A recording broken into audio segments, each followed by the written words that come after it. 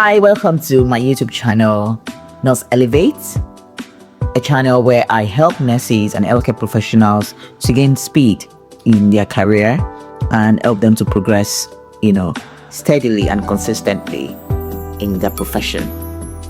So today I want to talk about how to position yourself as a band 5 that wants to move and scale quickly into the next band, at least a band 6, right? So as nurses, we start off as a band 5, right? I registered nurses. But then how do I then ensure that I am not stunted?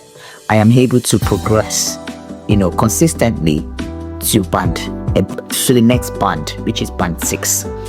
So I will start off with, and as a nurse that is currently in band 5, what you have to do to help you to steadily progress are a few things that I'm going to highlight in this video.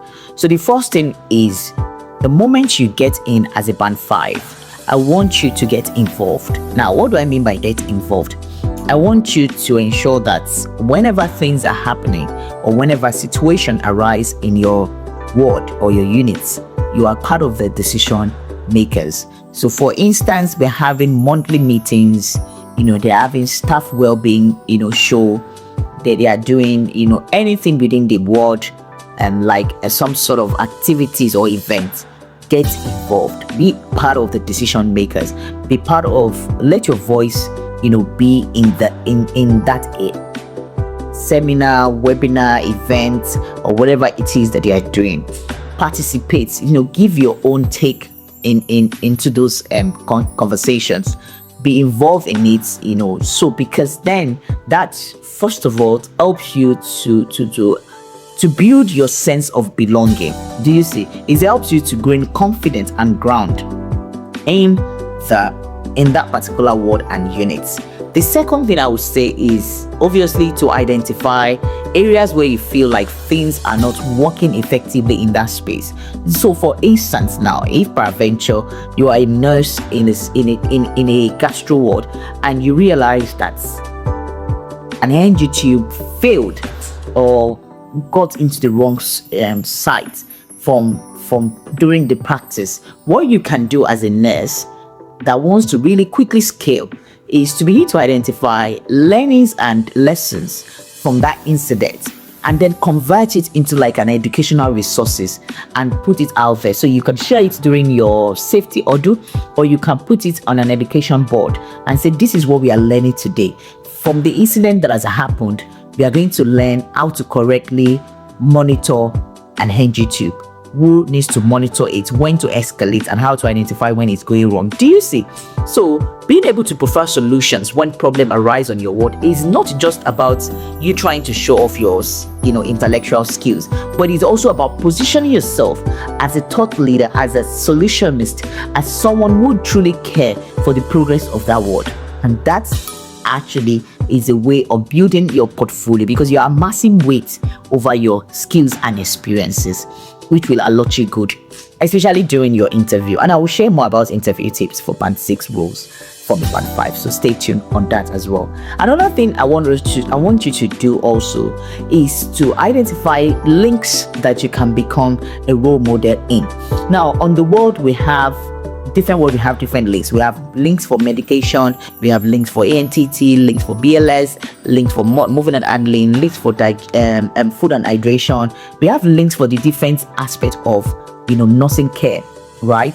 And as a link, what you tend to do, or what you tend to become, is you become the lord of that particular care, or that particular segment of the link role that you want to get involved with. Now, being a link role, I also want you to be very intentional about it, because as a link role, you are more or less like the SME for that particular course or that particular segment. So you're like the subject matter experts, so everybody would expect that you would give them information around it. Now this is a way of how you can position yourself for whichever specialty you want to go into. So if peradventure you want to become a diabetic nurse in the end, or that's the pathway you want to follow, being a link as a diabetics link nurse on your word is one of the first foundation to lay that career path.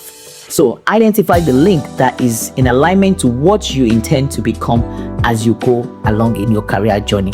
So being that link, what you would do, what are the things you would do? You would help them to identify learning gaps and create learning resources for it. You would also go for training where you can also be able to train other people and help them to ensure that they are, they remain current and validated in their learning segment. You also will be the one that can create like a portfolio or a folder where people can go for different resources within that specific specialty, within that specific care that you are a linked role nurse for. Also, as a link, what you also will do is auditing, right? Audit every now and then how people are doing in terms of the practice of that particular care or management. And if you notice that there are gaps, you then prefer learning, platforms, learning opportunities for them to come together and learn from it. Now, these are things that you would do that will position you correctly to be able to defend and say these are the many things that I've brought in while I was a band 5. Because what you don't know is that all these things are building your portfolio for a very solid interview responses that you will give, because now you will speak from as a lived experience, or from the place of lived experience in terms of what you have actually done while you were a band 5, right? Another thing I want you to also do in terms of being able to scale quickly as a band 5 is to identify some of the learnings that you can go for. So peradventure when you're doing your one-to-one with your manager or you're doing your appraisal season, ask what are the learning opportunities that I can venture into. You yourself need to do your own studies, personal studies. Go on your intranet, read through your learning hub, if you have a learning hub or your learning platform, and see courses that you can do that can help you to build strong intellectual system for your career progression. So learning is very important. Discuss it with your manager. Ask some of the career development or CPDs that you can do. Some of you can even go to the NHS platforms. We have different NHS platforms that can help you, that can give you solid learning resources that you can glean from, and that will put you on the cutting edge of where you're going. But one thing I really want you to do for me is, before you even think of moving to a band 5, 6, you must tell me or identify where exactly you want to really progress into. Some of you, if you want to do teaching, there are specific things you have to do. If you want to do you have to do things that are specific to teaching, so that when you are positioning yourself to get into that role and during your interview, you are able to showcase things that really talks about the qualification that they require of you, or the experiences that they require of you. If you want to become an alcohol specialist, you know that some of the areas you're going to look out for is not just to be on anyhow ward, is to also be on words like gastro. Gastro really looks into people that are alcoholic, people that have issues with their liver as a result of consumptions of alcohol. So you can't be in a medical ward. You can start off in a medical ward, but if you want to become an alcohol specialist, it's better off going into a gastro ward, where you can then do and deepen your knowledge and experiences, because you will be having conversation, and you will be coming across people with liver disease, people with alcohol related problems. Do you see it? So it's always a case of, even before you decide I want to move from band 5 to band 6, is to really identify exactly where you want to move to, which specialty you want to go in, which career progression path you want to follow. Then you can now utilize all these that I've mentioned, aforementioned, to build your portfolio for the next and for your next level. I hope this makes a lot of sense. Also, things you can do is mentoring students. When you see students, teach them. When you see students come in, mentor them. Position yourself as an assessor, an assessor or a supervisor. When you get into your trust, ask them, how can I become a supervisor or an assessor? That's another way to start building your portfolio, mentoring students, because all these things you can mention it as part of what you have done as your development while the band 5, and that would really put you in a strong position for getting into a band 6 role. Another thing I feel you can also do is to create learning packages or resources for newly qualified. So people that are coming after you as well. And maybe you are now 6 months in band, as a band 5. So you have new learners, new employees. You can support them with learning materials that can really build their own confidence as well. Do you see? It's just getting involved. Is going for extra learning. It's all about being intentional to be a solutionist in your world.